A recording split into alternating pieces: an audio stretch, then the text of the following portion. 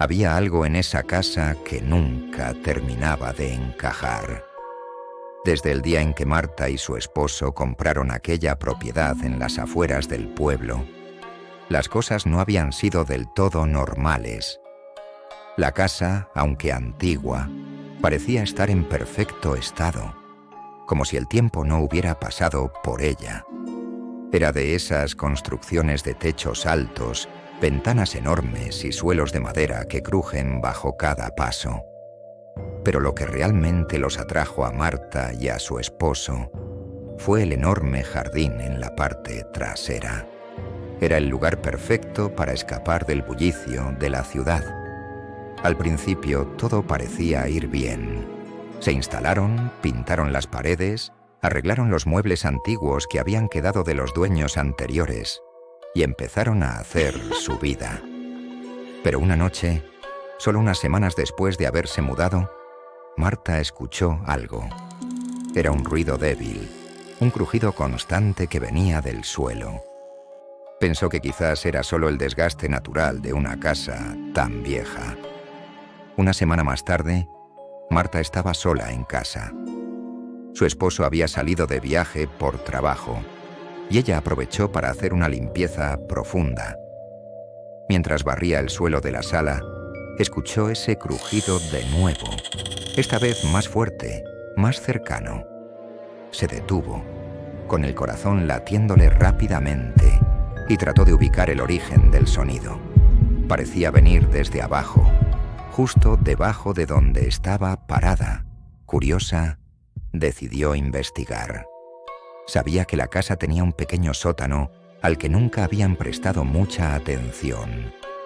Solo lo habían visto de pasada durante la inspección inicial, y todo parecía en orden. Pero ahora sentía la necesidad de bajar.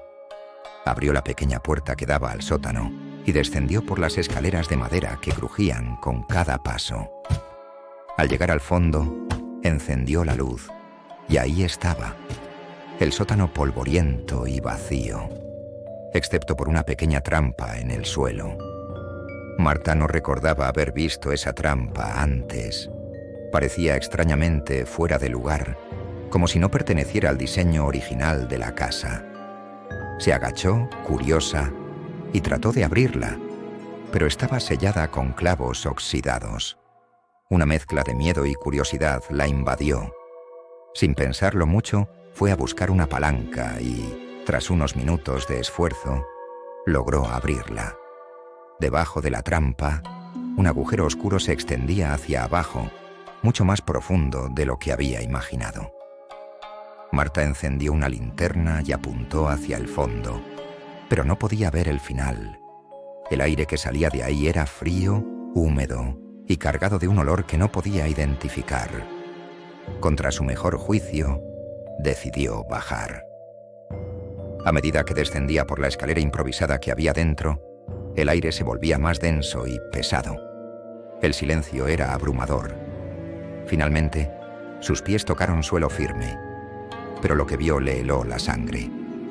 Era una pequeña habitación subterránea, muy antigua, con paredes de piedra desgastada. En el centro de la habitación había una mesa de madera vieja, cubierta de polvo.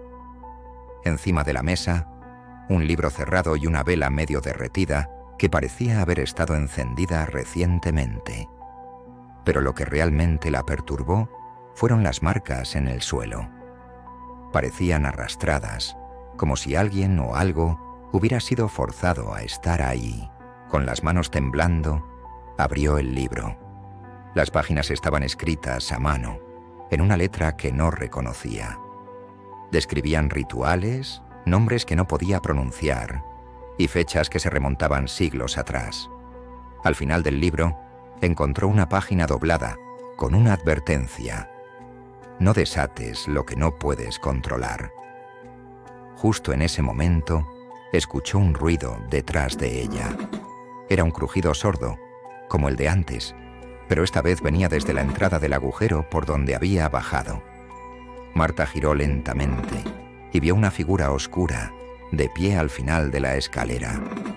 No podía distinguir su rostro, pero podía sentir su mirada fija en ella. La figura dio un paso hacia adelante y Marta, paralizada por el miedo, dejó caer el libro.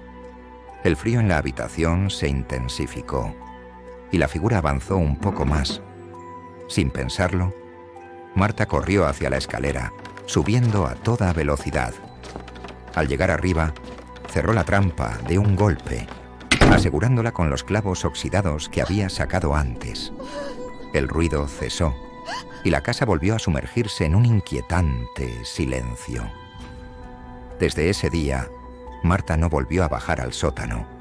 No le contó a su esposo lo que había encontrado, ni lo que había visto.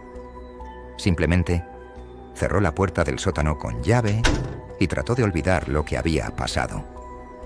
Pero cada noche, cuando el silencio se apoderaba de la casa, no podía evitar pensar en lo que había dejado encerrado allá abajo, en ese agujero oscuro.